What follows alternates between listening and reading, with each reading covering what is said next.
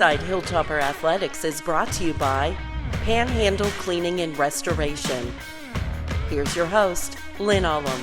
Welcome to a special edition of Inside Hilltopper Athletics, joined by head coach Ben Halep after last night's thrilling Atlantic Regional Championship over a very, very talented Indiana University of Pennsylvania team. Coach, you're exhausted, I'm exhausted, it's a long week, but thanks for joining us. Yeah, thanks for having me on here. Yeah, it was just, for anybody that was in that building, I had told a couple people, this had a big game feel. An hour before tip-off, thoughts that were going through your mind at that time? Yeah, I actually, I walked over from the hotel to the arena about an hour and a half before the game, and there were a lot of fans lined up to get in the building, and there were a lot of Hilltopper fans in the building already, and that was really fun to see, and I think a couple of our guys saw that as well. And as you know, like when there's a line to get in the game before the gates open, it's got that big game feel, and it certainly was a big game for us. Yeah, and the venue plays a part in that. One of the nicer facilities in the entire region, if not the nicest Division II facility. So that plays a part, being able to accommodate that many people. I think there was an announced crowd of 3,700 people.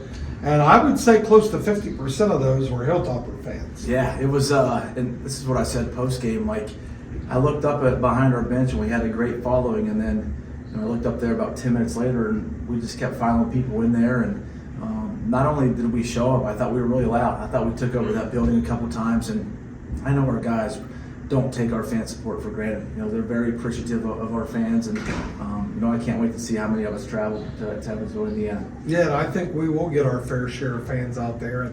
And for me, I think the moment that kind of touched me, like this is a big deal, is I was waiting for my wife to arrive. She rode one of the buses up. So I was standing on that upper level where I could see the road, and the lobby probably had still 100 people in line that hadn't gotten their tickets. People were just swarming. They're coming up the steps. The arena's filling. And then I saw the 3 chartered buses consecutively coming in. And I thought, wow, this is going to be really, really cool. Yeah. And it was cool. So let's go to the beginning of the game. You knew what you were going to face. We talked about IUP on the podcast that morning. Kind of a version of Mercyhurst with their own little twist. So, thoughts at that first media timeout? I actually liked the pace of the game. I thought the pace of the game was in our favor, and missed a couple shots that we typically make, and I think it took a little while for our guys to settle in. But the first media timeout, I was actually very pleased with the way we were playing. I know our guys were anxious and they were excited, but I thought, after that first media timeout, we really settled down, and I thought we started to even increase the tempo. And you started to see it throughout the first half. I thought we wore them down just a smidge, especially there late in the first half, right before halftime, and we took an 8-point lead there at halftime, and it felt pretty good going into the half.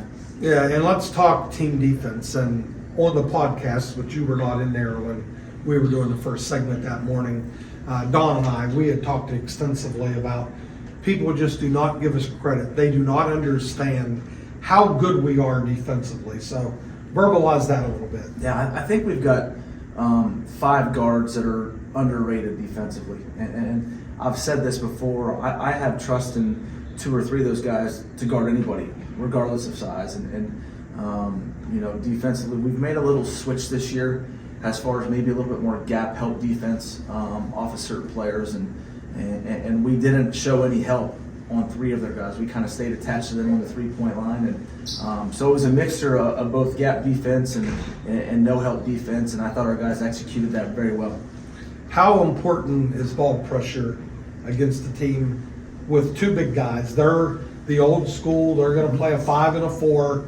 How important is ball pressure? Crucial for us. It's important that we have ball pressure 1 through 5, and it takes them out of what they want to do. It gets them out of their comfort zone, and their 2 quote-unquote big guys, caught the ball in the perimeter, and they're usually able to just catch it, look around, and pass. But we wanted to take all that away, and I thought Chaz Hines and Ben Sarson and Finley Woodward and Bryce Butler and those guys, I thought were crucial in our defensive scheme, and I thought they did a really good job on those 2 guys. Where I thought they were good, and then you can say yeah, you know what you're talking about or you don't. I thought when they did get it deep occasionally, or they got an offensive rebound, that we did a great job of playing position defense, not fouling them extensively, and making them shoot over top of us. Yeah, I think we were playing vertical. I think that's something that we've emphasized in the past, and we haven't probably gone over it as much as we probably should have. But I thought those guys did a really good job defensively. And I tell you where I'm really proud of those 5 guys. I thought they just fought really hard for rebounds, and we're undersized, and those guys are probably stronger than us, but I thought our bigs just scrapped in there, scrapped and fought. And if you look at those 5 guys today, they've got cuts and bruises all over them from yesterday's game, because I thought it was a super physical game. It was a physical game, and I think they called it pretty consistent. They let you guys play on both ends, which Yes. can be a good or bad thing, depending upon how you want to exploit that.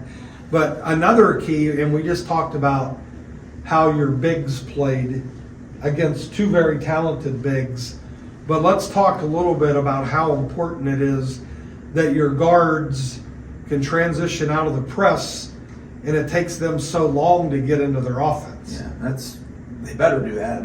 We call it showcasing your speed, and I think we've got quick guards. Like from point A to point B, I'd put those guys up against anybody in the country as far as speed. And that's something that we harp on these guys. In film, this is something that we talk about. You got to showcase your speed and make numerical disadvantages, numerical advantages for us. And that's super important with the way we play and the basket's exposed. And it's super important that we do those type of plays. And we'll just finish this talk about defense. When we talk team defense, what we've just talked about, I think, is the perfect and perfect world. If you've got the guards that are doing their job, they're delaying the team from getting into their offense early, they're starting their offense with 12 seconds left on the shot clock, they have done what they needed to do to give our big guys a chance to succeed, and then the big guys execute their part of the plan, and that's how you hold a team to 30% shooting and 53 points. And I think if you remember, how many times did IUP shoot the ball with 1 to 2 seconds left on the shot clock? And how many of those shots were, contested fadeaways? I thought, just as far as the team defense, like we're talking, I thought it was great effort on our end, and hopefully we can continue to get better, because we're going to need that next game versus New Haven. Right, and it's gotten better over the last month. It's just like every game, we're seeing it go to a little bit more of a level. All right, let's flip the script. Let's talk offense. Thoughts? Talking my language now, yeah. I thought offensively, and again, we didn't shoot, a high percentage from 3, but I thought we had good looks, and I thought we passed the ball, and I thought, after watching the tape today, I thought we made good early passes against their, transition defense, and we flattened the defense out, and we had some guys cutting and moving, and, again, the second half, our defense wore them down. We get the ball in offense. How many easy basket cuts did we have with wide open layups? And you put all that stuff together, I think you have West Liberty basketball in a nutshell. Right, and it's amazing how doing one thing successfully or one thing consistent leads to payoffs later. And I'm going to pass a compliment. My wife, who thinks she knows more basketball than I do, she did make a great observation last night. She said this is one of the most unselfish teams she's ever seen. Team. I'm not a cliche guy, and I don't do sayings. I don't like that stuff, but we did do something different this year. We bought guys T-shirts, and all they say on them is team. They're great T-shirts with black lettering. They say the word team, and we can be really good if we play as a team. And who knows how good we can be. I think we're continuing to get better, but as long as we stick by the whole TEAM team, I think we can be really good. Right, and I told her for one of the few times in my marriage, you're absolutely right, honey. But it is a very, very unselfish team. And I'm going to make an observation. Again, you can agree or disagree as a former coach. What I liked, there are certain nights over the course of the season that when you have the aspirations that we have, that people have to understand this is what we have to do. And as much as we talk team, and this is a part of this, I thought there was a really good understanding. This is a Bryce Butler night. We're going to run our offense through it. It was a Bryce Butler tournament, actually. Good point. He was, as a coach, it's always nice to have a guy that you can say, let's get the ball to Bryce, something good will happen. And especially the Mercyhurst and the IUP game, I just thought he proved why he is one of the better players in the country, if not the best player in the country. And I wouldn't trade him for anybody. I think he impacts the game on so many different levels for us. And you talk offense, and he's passing the ball and scoring the ball inside against bigger, more physical guys than him. But he was a warrior on defense. Like, he scrapped and fought, and he really wanted to beat those guys. He's a Pennsylvania kid, grew up about 45 minutes from IUP. His mother went there for undergrad, and she's a graduate from there. And that game meant a lot to him, and it certainly showed. Yeah, it did. It's one of those performances that we're going to remember for a long time. But one, the timeliness of it. Yeah. What a better time than a regional final against the top 5 in the country team and blah, blah, blah. But getting back to that original point, he kind of had the mismatch. He is a tough mismatch for people. Mm-hmm. And I think our guys understood that. And that's every bit as important in my mind as Bryce finishing these plays. For sure. That we're going to move, we're going to share the ball, we're going to finally get it to Bryce where he can do damage, and then let's just ride him tonight. And yeah, I think this is the one team that they truly don't care how we win. Like, they really don't. Like, guys may have not have played well in certain games this year, but you wouldn't know it, coming home on the bus, because they're just so excited. All they care about is winning, and we're not looking down the road right now. The focus is on New Haven, but this team has a chance to be special, and it has a chance to go down the history books. But we're not going to get ahead of ourselves. We just really want to focus on New Haven and be the best that we can possibly be versus them. Well, that's pretty good advice, and as we've said countless times on this podcast, we never wanted to get to the point where we're individualizing people, because West Liberty basketball is a team concept, offensively, defensively. On defense, if one guy is taking a night off, you're going to suffer. Yeah. On offense, if one guy's taking a night off, you're going to suffer. And we've talked a lot about Bryce in the last 2 weeks, but deservingly so. Yeah. I think he's the best player in the country. Yeah. I honestly do. I agree. But I also don't want to not acknowledge all these other guys that just step up and do what they need to do on that given night. So an example, Malik, Pitt Johnstown, 22 points, huge night. Last night, due to the makeup, the matchup, the type of defense, he just didn't get many shot opportunities. Right. But that doesn't mean he doesn't impact the game. Exactly. That he's doing it on the defense. And Christian made all tournament.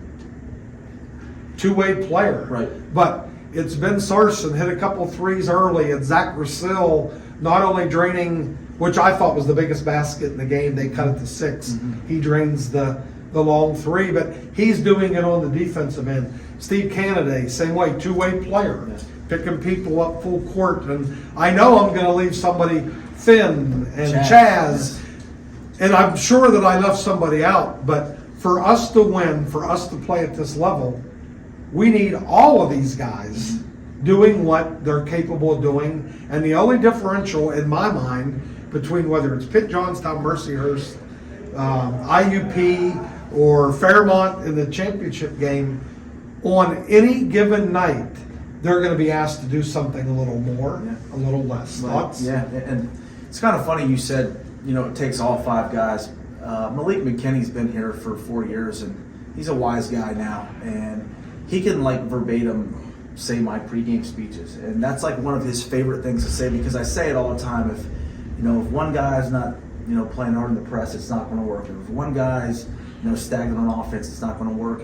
It takes all 5 guys. We're a unit. We're 5 as one, and he mocks me all the time because he knows exactly what I'm going to say at all times. But that's funny you said that, because we talk about that. We talk about that. It takes all 5 guys or all 14 guys, to play this brand of basketball. And so far this season, I thought we have pretty much. Yeah, it's been so fun for me as an administrator, so much for me as a former coach, so much for me as a fan. It is just special. So I don't want to talk about New Haven. We'll have further podcasts where we can talk about them. I just want to let you know, from West Liberty, whether it's the community, the school, the administration, our president, however you want it, we are deeply appreciative to you, your staff, and every single kid that suits up in a uniform. You have made our lives special. Well, thank you. And I'll say this, and we talk about it takes all 5 guys to make our team special. It takes all of what you just mentioned to make our team special too. And the support yesterday, I can't thank the fans enough. It was just an unbelievable experience for our guys and for our coaching staff. And we're going to remember that for the rest of our lives. It was special. Yep, absolutely. Well, that wraps up this special edition, pun intended, this special edition of Inside Hilltopper Athletics, joined by head coach Ben Hallett, Atlantic Region champs. See you in Evansville. The Panhandle Difference. Westbanco appreciates our more than 15-year relationship with Panhandle Cleaning and Restoration. They're a one-stop shop that handles all of our work, whether it's quick projects or whether it's a project that might involve multiple locations, multiple branch locations. We appreciate the relationship. Doesn't matter what we throw at them or how complex it is. They get it done quickly and they do a great job.